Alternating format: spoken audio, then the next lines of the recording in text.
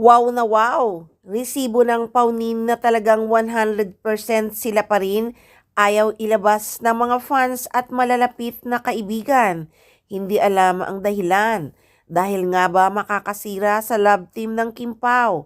So alam na, baka nakiusap ang kanilang manager na wag nang ilabas dahil nga sa tinatamasa ni Paolo Abilino ngayon sa love team nila ni Kim Chiu na sobrang tinangkilik ng kanilang mga fans na assuming, hahaha.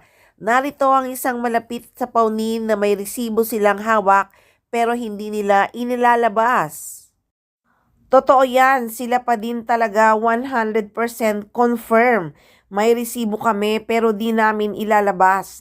Basta kami mga Paunin fans, happy na. Alam na namin ano talaga ang totoo. Sure na talaga na promotion lang ang lahat sa Kim Pao. Kitang-kita naman sa kilos ni Paolo Abilino na wala talaga sila ni Kim. At kahit si Kim halata naman na wala na talaga sila ni Paolo Abilino. Pilit na pilit ang kanilang kaswitan na solid fans lang ni Kim ang kinikilig.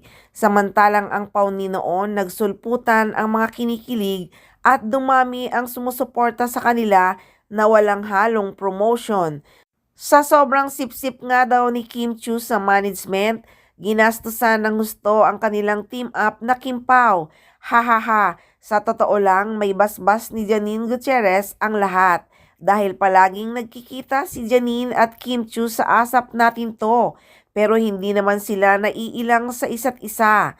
Tanga lang talagang nag-iisip na may relasyon ang Kim Pao.